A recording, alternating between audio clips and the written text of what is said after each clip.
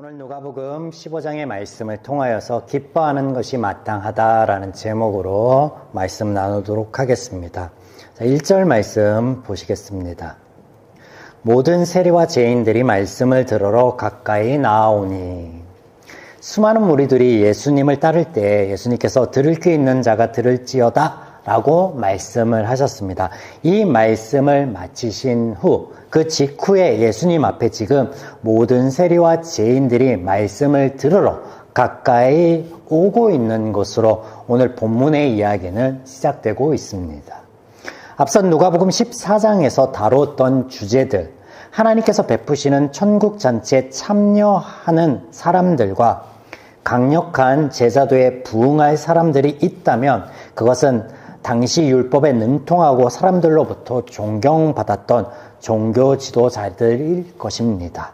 이것이 보편적인 사람들의 생각입니다. 그런데 오늘 이야기의 시작에서는 그들이 아닌 가난한 사람들, 죄인들과 세리들이 예수님의 부름에 응답하여 가까이 오는 것으로 소개되어지고 있습니다.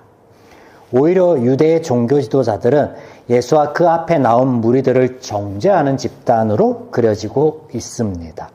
이런 모습은 천국잔치에 대한 유대인의 생각과 기준이 잘못되었음을 말씀하신 예수님의 말씀처럼 그들은 천국잔치를 맛보지도 못하고 오히려 소외받은 많은 계층들이 이 잔치를 맛보고 있는 것과 같은 상황으로 본문에 연출되고 있습니다.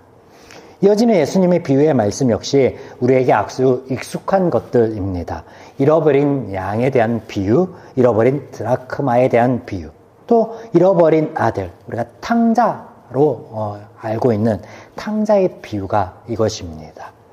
탕자의 비유, 이 말씀을 보시면 유산을 일찍 물려받은 이 둘째 아들이 그것을 모두 탕진하고 돌아왔을 때 잔치를 베푸는 아버지의 모습, 또 이것에 반하여 왜 이런 일을 행합니까? 라고 반발하는 마다들의 모습이 비유에 그려지고 있는데 마치 이것이 예수님 앞에 예수님과 또 예수님 앞에 온 이들을 정죄하는, 그러니까 종교 지도자들의 모습이 마다들의 모습인 것 같고 또 하나님의 모습이 이 아버지의 모습인 것처럼 그리는 것으로 우리가 볼 수 있겠죠. 물론 여기에 탕자는 죄인이나 세리로 볼 수 있을 것입니다. 세리라는 직업과 왜 이들이 유대인으로부터 죄인 취급을 받고 멸시를 받고 있는지 여러분들 들어서 매우 잘 아시리라 여겨집니다. 짧게 설명을 드리면 당시 로마의 통치 아래에 있었던 이스라엘은 로마에 세금을 내야 됐고 이 세금을 걷는 또 로마에 바치는 일을 하는 과정 가운데 세리들이 폭리를 취하는 일들이 많이 있었죠. 그래서 그런 매국노, 민족을 배반한 자, 죄인, 이렇게 취급을 받았습니다. 아무튼 예수님의 이 세 가지의 비유의 말씀 중에 마지막 말씀만 보면, 제가 짧게 설명드렸던 이 말씀만 보면 마다들은 종교 지도자들과 같이 보이고 탕자는 세리, 또 아버지는 하나님처럼 보입니다. 그러나 오늘 본문은 이거보다는 더 복잡한 메시지를 담고 있다라고 말씀드려 보겠습니다. 먼저 우리가 아는 바 하나님께서는 사람을 죄인이라 명명하시며 구분하지 않으셨다라는 점이죠. 즉 모두가 죄인이니 예수님의 비유에서 마다들이란 있을 수 없는 부류의 사람입니다.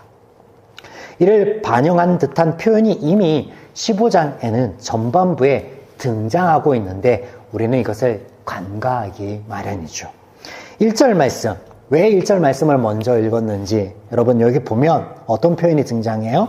모든 죄인들과 세리가 예수님 앞에 가까이 나왔다라고 기록되고 있습니다. 자, 여기에 굳이 모든이라는 단어로 표현하고 있습니다. 모든. 이 단어를 다른 성경 구절 가운데는 어떻게 번역하고 어떻게 표현되고 있냐면 만민 혹은 만인이라고 표현하고 있어요. 지난주 우리는 반어법을 통해서 제자도가 아닌 하나님의 열심을 말씀하시는 것으로 14장의 예수님의 비유의 말씀들을 살펴보았습니다. 자, 이어지는 오늘 본문, 이 하나님의 열심의 결과를 말씀하시는 걸로 예수님의 말씀을 듣기 위해 나오는 자들을 굳이 왜 모든이라고 표현하고 있는 것 같습니까? 네. 모두가 죄인이다. 자, 여기 보세요. 1절 다시 보면 모든 사람들이 예수님 앞에 나와왔는데 그 모두가 무엇이라고 표현하고 있어요? 죄인이다라고 표현하고 있어요. 자, 이는 성경 이런 표현은 우리가 이미 알고 있는 사실들을 방영하고 보여주고 있는 것인데, 우리가 앞서 풀어서 보았던 14장의 말씀, 하나님의 열심히 그 결과를 만들어낼 것이고, 그 하나님의 일하심의 대상은 모든 사람들, 죄인들에게 열려있다라는 것을 말씀하여 주시는 것이죠. 자, 하나님의 열심, 그 은혜의 역사가 하나님께 나아가는 길을 열어주었다라는 거예요.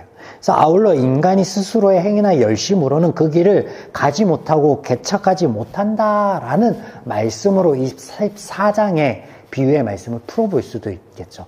어려운 제자도, 아주 팍팍한 제자도의 모습을 말씀하시는 것 통해서. 네, 예수님의 세 가지의 비유에서도 강조되고 있는 것은 역시 무엇이냐면 찾는 열심과 찾았을 때 기쁨이 강조되고 있어요. 자, 본문 보겠습니다. 4절. 너희 중에 어떤 사람이 양 100마리가 있는데 그 중에 하나를 잃으면 99마리들을 들에 두고 그 잃은 것을 찾아내기까지 찾아다니지 아니하겠느냐. 8절.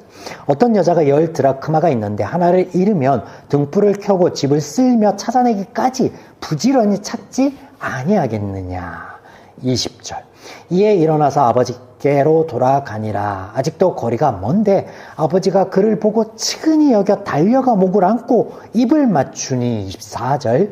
이 내 아들은 죽었다가 다시 살아났으며 내가 잃었다가 다시 얻었노라 하니 그들이 즐거워하더라. 자, 이런 하나님의 열심에 대한 비유를 말씀을 하시며 세 가지의 비유에서 각기 한 남자, 한 여자, 그리고 탕자를 언급하십니다. 이 비유의 주제가 되는 것들 세 가지를 이렇게 뽑아볼 수 있는데, 이 주제 선정만 보아도 하나님의 은혜의 대상이 모두를 가리키고 있다라는 것을 알 수 있죠. 남자와 여자. 본문에 보면 이것이 특정되어지지 않는, 그냥 영어로 하면 man과 woman이에요. 이걸 통해서 모든 사람이 대상이다라는 것을 말씀하신 것 동시에 또 맏아들과 무슨 없는 설정이죠. 맏아들과 이 탕자를 얘기함으로 아버지에게 있는 모든 아들을 언급함으로 모두가 대상이다. 본문에는 하나님의 열심의 이유에 대하여도 말씀을 하시는데 32절을 보겠습니다. 이 내 동생은 죽었다가 살아났으며 내가 잃었다가 얻었기로 우리가 즐거워하고 기뻐하는 것이 마땅하다 하니라. 우리말 성경이 마땅하다라고 표현하고 있는 이 단어, 옳고 적합하다라는 의미를 가지는 이 단어 안에 의무와 필요를 내재하고 있는 단어임을 우리가 이전에도 하나님의 의무입니다, 하나님의 필요입니다 라고 나눴던 말씀이 있는데 기억나실 것입니다. 그 단어입니다. 즉 하나님께서 아들 삼으신 당신의 자녀들을 기뻐하고 즐거워하는 것이 하나님의 필요이자 의무이다라는 거예요. 아울러 그를 위해서 열심을 내고 있는 것, 일하고 있음이 다시 아들됨을 회복하기 위해서 열심을 내는 것이 어떡하다고요? 마땅하고 이것이 의무이다라고 말씀하고 있는 거예요.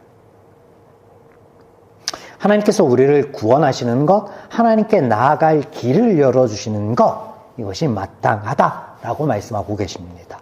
또한 이것이 하나님의 의무이자 필요이기에 완성되기까지 하나님께서 멈추지 않으신다. 이것이 포도원 망대의 비유, 그리고 2배의 병력과 대치되었을 때 모든 것을 쏟아붓는 왕의 비유와 같은 맥락으로 우리가 이해해 볼 수 있겠죠. 찾기까지 멈추지 않으시는 하나님의 열심. 두 번째 비유의 말씀을 조금 더 보시겠습니다. 여기 한 여인이 소개되고 있습니다. 그리고 이 여인이 10개의 드라크마 중에 1개를 잃어버린 것으로 설정되어지고 있습니다. 자, 여성 인권이 신장된 것이 그리 오래된 일이 아님을 우리가 너무나 잘 알고 있습니다. 예수님 당시 유대인들은 흔한 기도 중에 하나로서 이런 기도를 하였다라고 합니다. 이방인이나 노예나 여자로 태어나지 않은 것에 대해 감사합니다. 이게 일반적인 유대인 남성들의 매일의 기도 중에 하나였다라고 합니다. 구약시대를 비롯하여 헬라시대에도 여인들은 사람 대접을 잘 받지 못하였습니다. 남자들의 소유물 정도로 여겨졌고 그들의 의사는 아버지나 남편에 의하여 좌우될 때가 많이 있었습니다. 그런데 이 여인이 남편으로부터 결혼 선물로 받은 이 증표인 드라크마 10개 중에 하나를 잃어버렸다라는 거예요.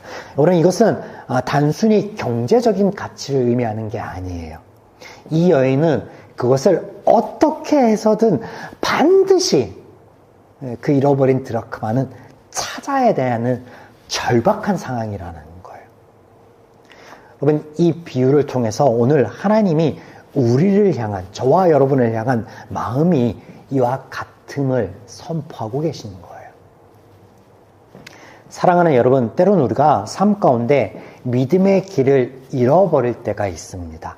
하나님께서 함께하고 있는지 막막함을 느낄 때가 있고 우리의 모든 기도의 소망이 마치 끊어진 것과 같은 암담함을 느낄 때도 있을 것입니다. 예수님의 비유의 말씀 가운데 탕자가 그 절박한 가운데, 망가진 삶 가운데 아버지와 집을 떠올릴 수 있었던 것 한 가지, 무엇이었습니까? 내 아버지에게는 양식이 풍족한 품꾼이 얼마나 많은가. 이 말이 뭐예요? 내 아버지에게 속한 자들에게는 주림이 없고 늘 풍족하였었지. 내가 아버지의 아들은 되지 못하여도 내가 아버지의 종만 되어도 그 은혜를 누릴 수 있을 텐데. 여러분, 저와 여러분에게 이런 하나님에 대한 믿음, 또 하나님에 대한 경험 한 가지가 있었으면 좋겠습니다. 내가 다시금 일어날 수 있고 다시금 하나님께로 돌이킬 수 있는 그 말씀 한 구절, 그 하나님을 만났던 삶의 자리 하나. 그리하여 오늘 하나님께서 우리를 향하신 여전히 변함없으신 그 마음과 그 하나님의 일하심과 선용하심을 우리의 삶 가운데 놓치지 않고 누릴 수 있는 저와 여러분이기를, 또 그 힘으로 다시 일어나 달려가는 우리의 내일이기를 주님의 이름으로 축원드립니다. 아멘.